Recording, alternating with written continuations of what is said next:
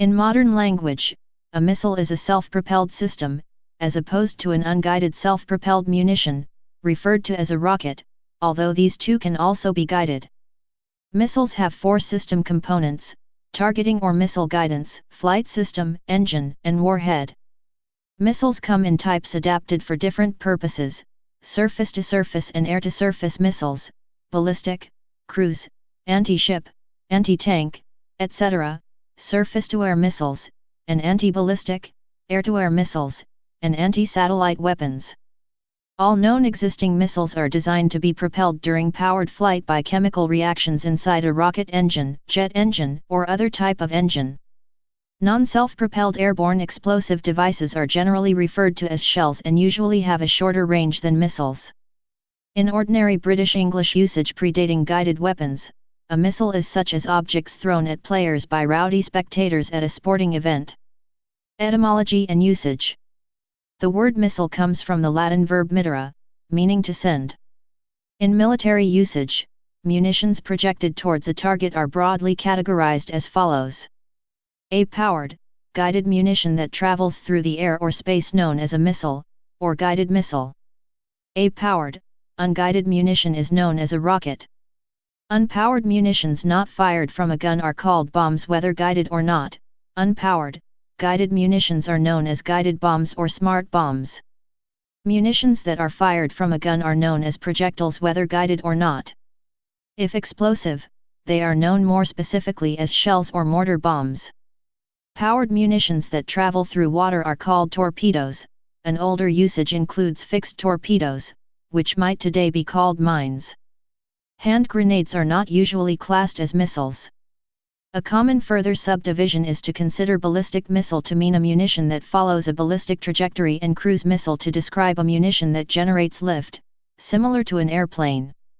Early development. The first missiles to be used operationally were a series of missiles developed by Nazi Germany in World War II. Most famous of these are the V-1 flying bomb and V-2 rocket, both of which used a simple mechanical autopilot to keep the missile flying along a pre-chosen route. Less well known were a series of anti-shipping and anti-aircraft missiles, typically based on a simple radio control, command guidance, system directed by the operator. However, these early systems in World War II were only built in small numbers. Technology. Guided missiles have a number of different system components. Targeting or missile guidance. Flight system.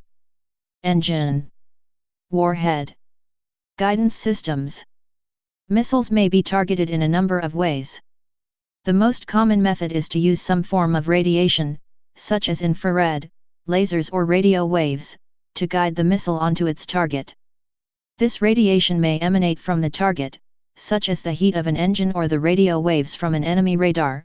It may be provided by the missile itself, such as a radar, or it may be provided by a friendly third party, such as the radar of the launch vehicle/platform, or a laser designator operated by friendly infantry. The first two are often known as fire and forget as they need no further support or control from the launch vehicle/platform in order to function. Another method is to use a TV guidance using either visible light or infrared in order to see the target. The picture may be used either by a human operator who steers the missile onto its target or by a computer doing much the same job. One of the more bizarre guidance methods instead used a pigeon to steer the missile to its target. Some missiles also have a homojam capability to guide itself to a radar-emitting source. Many missiles use a combination of two or more of the above methods to improve accuracy and the chances of a successful engagement. Targeting systems. Another method is to target the missile by knowing the location of the target and using a guidance system such as INS, TERCOM, or satellite guidance. This guidance system guides the missile by knowing the missile's current position and the position of the target, and then calculating a course between them. This job can also be performed somewhat crudely by a human operator who can see the target and the missile and guide it using either cable or radio-based remote control, or by an automatic system that can simultaneously track the target and the missile. Furthermore, some missiles use initial targeting, sending them to a target area, where they will switch to primary targeting, using either radar or IR targeting to acquire the target. Flight system. Whether a guided missile uses a targeting system, a guidance system or both, it needs a flight system.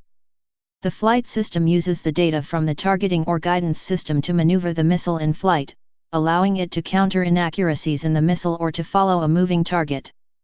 There are two main systems: vectored thrust, for missiles that are powered throughout the guidance phase of their flight, and aerodynamic maneuvering, wings, fins, canard, aeronautics, etc. Engine. Missiles are powered by an engine, generally either a type of rocket engine or jet engine. Rockets are generally of the solid propellant type for ease of maintenance and fast deployment, although some larger ballistic missiles use liquid propellant rockets. Jet engines are generally used in cruise missiles, most commonly of the turbojet type, due to its relative simplicity and low frontal area. Turbofans and ramjets are the only other common forms of jet engine propulsion, although any type of engine could theoretically be used. Long-range missiles may have multiple engine stages, particularly in those launched from the surface.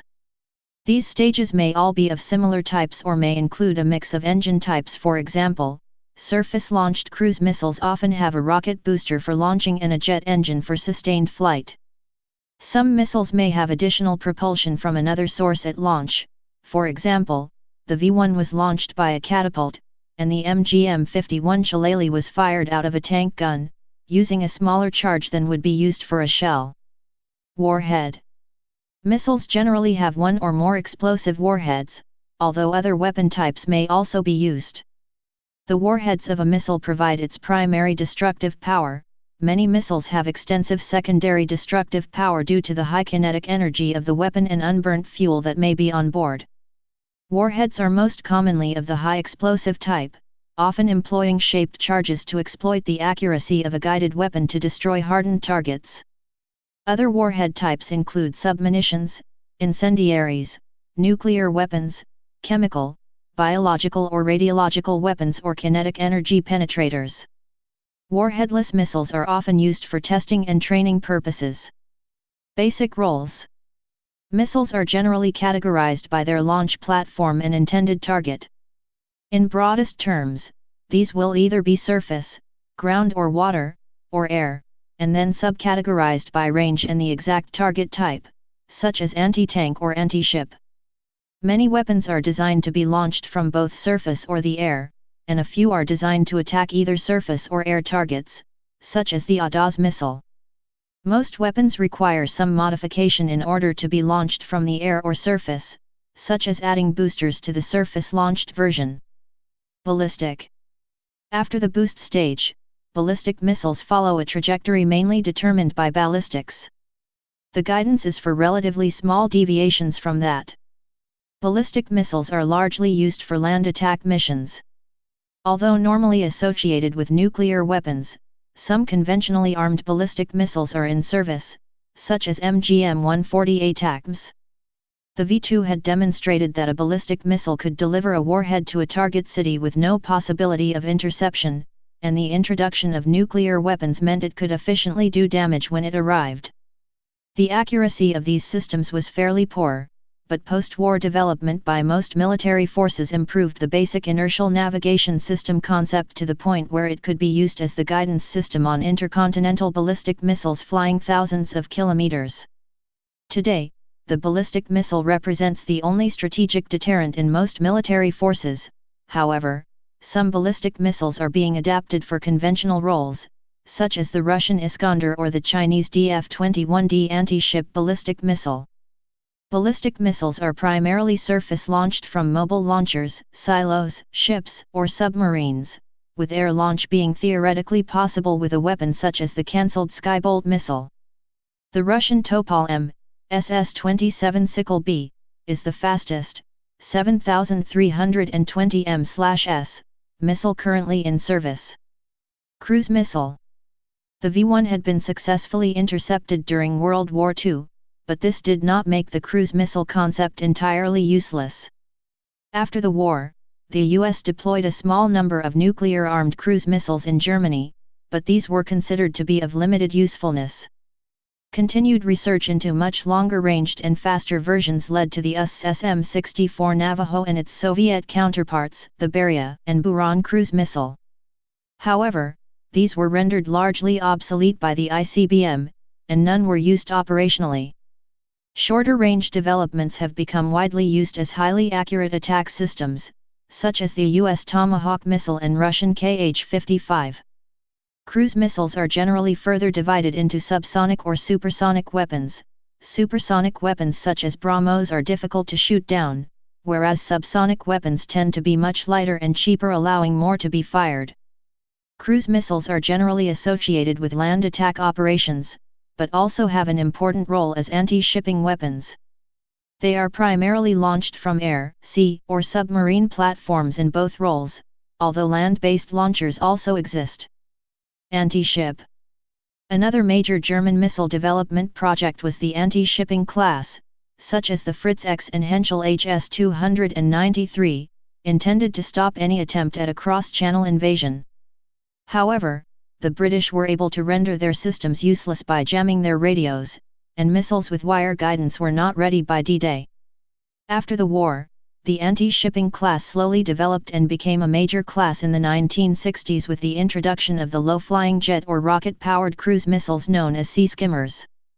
These became famous during the Falklands War, when an Argentine Exocet missile sank a Royal Navy destroyer.